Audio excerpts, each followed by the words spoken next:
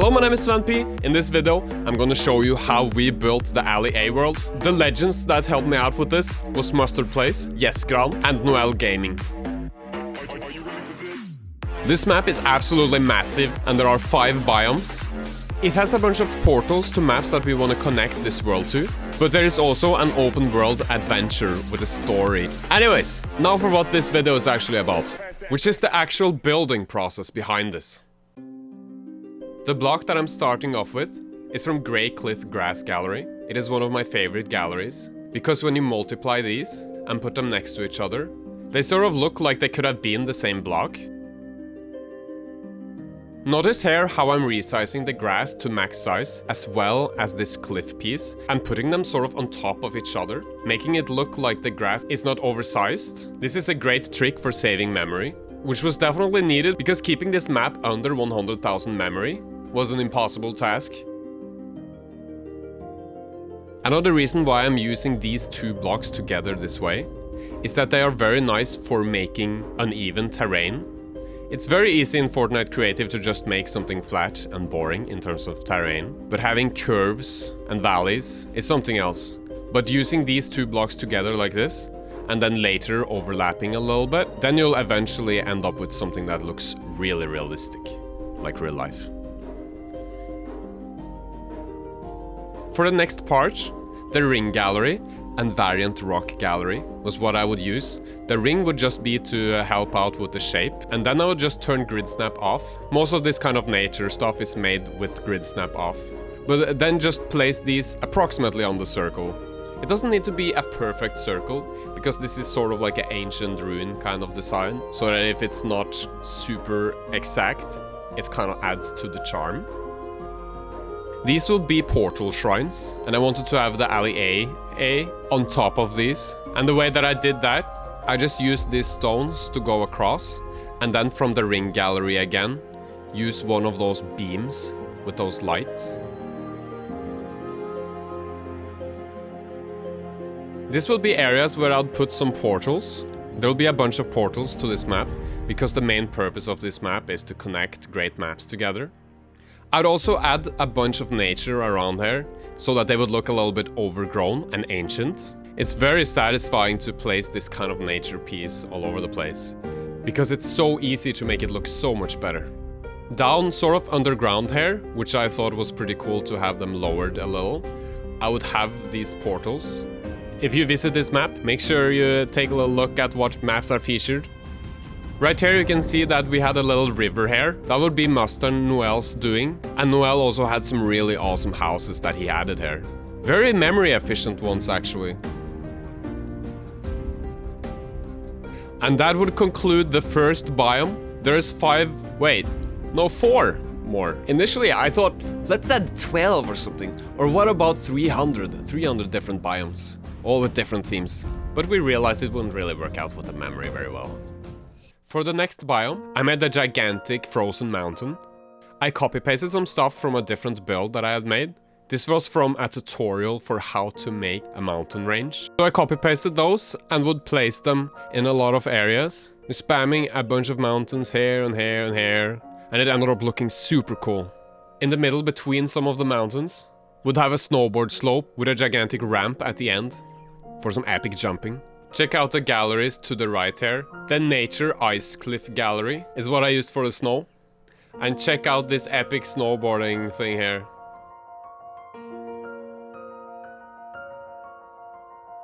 Continuing on with more mountains, making it epicer, making sure the mountains that are all the way up and far away are a little bit smaller, just to give a little illusion that they are extra far away, making the map look bigger. Then there is the path down here. I initially made it with these stones here, and it would be hundreds of these stones. That was kind of annoying to walk on, so we replaced them with stairs later, and that turned out much better. I really like the sort of Skyrim feel from the path up here. Makes me think of the quest where you walk up to High Hrothgar. That was what inspired this part of the map.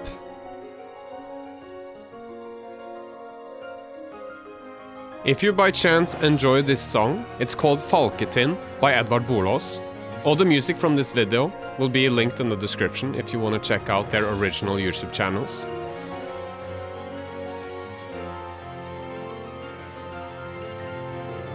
For a quest later on in this map, there's a little ice cave here that unlocks later. It's kind of hard and annoying to build a cave inside of a mountain, because I have to like make all the walls and make sure the pieces that I'm building inside of here doesn't stick out on the outside, if that makes sense. And also having the pieces on the outside not stick out on the inside.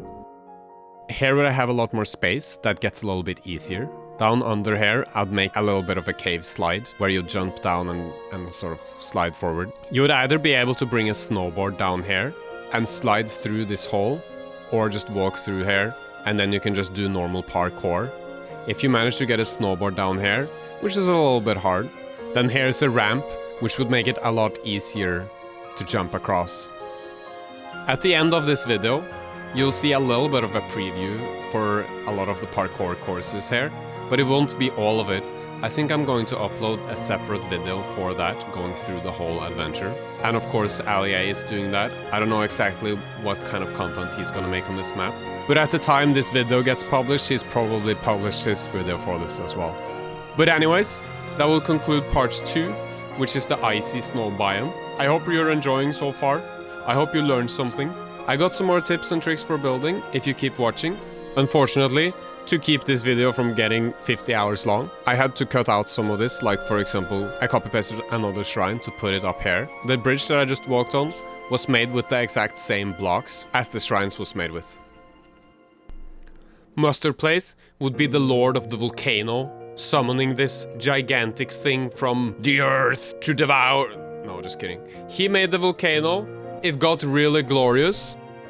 Noel would make an epic castle to put by the volcano, and I would later add some more detail to both of those things, as well as the parkour courses. The desert area, sort of having a Call of Duty vibe, was created by Noel Gaming. I didn't even know which sort of building pieces or galleries he got this from. Ask him if you're wondering, but I really liked how it turned out. We were running really low on memory, so for the 5th and final biome, I made sure not to introduce any new props, because introducing new props takes up a lot of memory. Typically, a prop that might take up +3 when copy-pasting it, often might take up 500 when you place it for the first time. This is not to say that you should just copy-paste the same prop over and over and over and over, because if you just do that, it causes a lot more lag than it would if you had introduced a lot of new building pieces and increased the memory that way. I've said this before, but I think that introducing new building pieces shouldn't take up as much memory as it does, because the thing that really causes maps to lag is a lot of objects, and you can place so many objects with just using the same thing over and over and over again.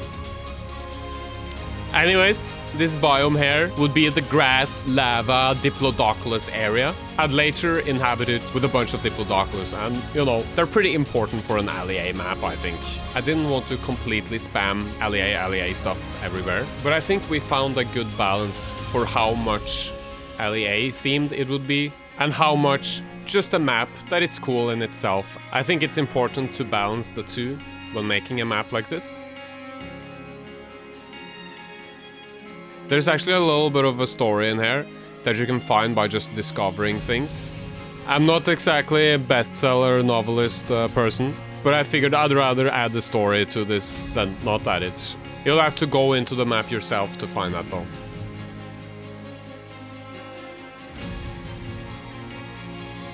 Back to building. Here's the thing that I like a lot about the Fortnite Creative building system when making nature, is that a lot of these building pieces that I'm using here, when they overlap each other, their design kind of merge together. So you don't get like weird seams and that sort of thing.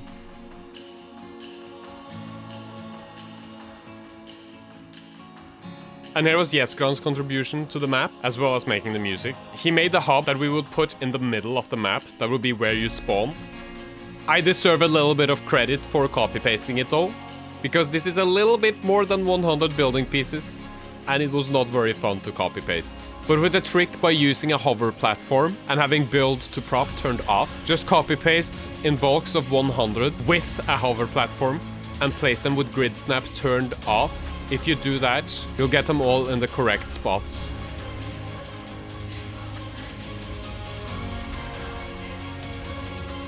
I'm just going to repeat how to do this in case you didn't understand. To copy paste this way, have build to prop turned off and make sure you have one hover platform or any player-made platform that is not turned into a prop.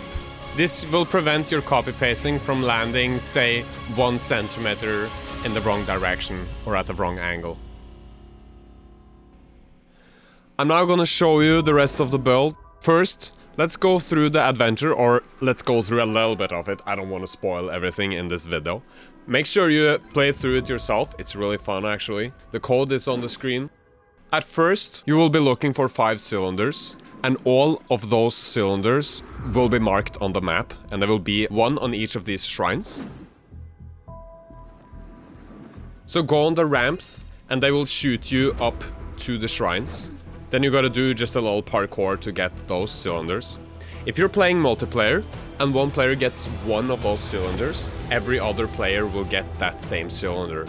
So if you're 5 people and each one gets 1 cylinder, you'll get to the next level.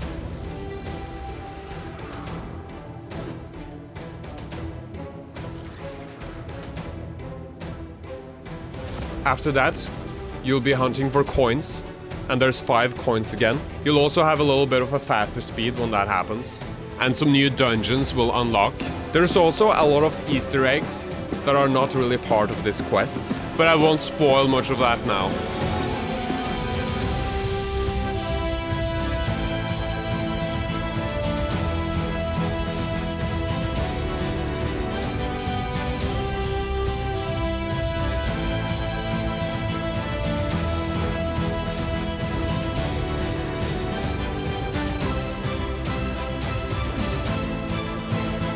One of my favorite parts of the map will be the flash race, where you literally have to race a Diplodocus, except of course the Diplodocus is invisible, so you can't really see him.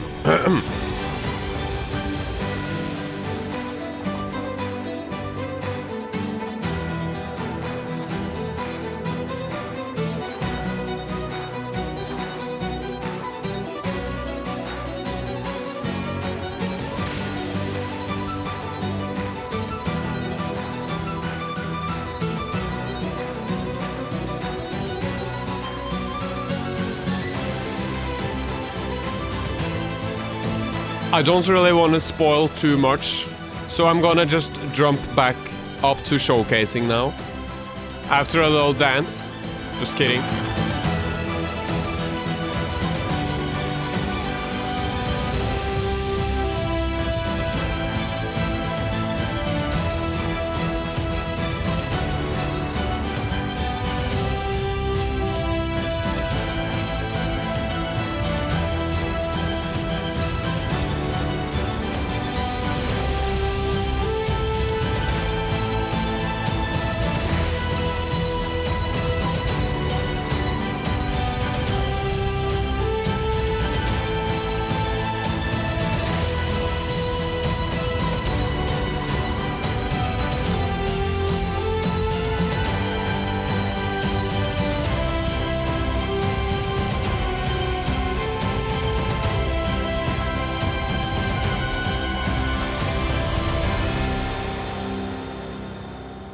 This was a really fun project to be working on, and I'm really excited for the more maps that we're gonna be building. And this will be the world where we will feature these maps to connect them all together. But stay tuned, because this is only the beginning. Because as Fortnite Creative develops, add new features, progress towards Fortnite Creative 2.0, as will we. Each map that we make will be better than the previous one. We will always develop, learn from our mistakes, come up with new ways of improving gameplay, improving our aesthetics. Thank you so much for being a part of this, and I hope you enjoy this map. Make sure you are subscribed so you don't miss out on any new maps. The next map that we will publish. You can already play. It's a gun game map, and I'll have a video for how to build that on this channel pretty soon.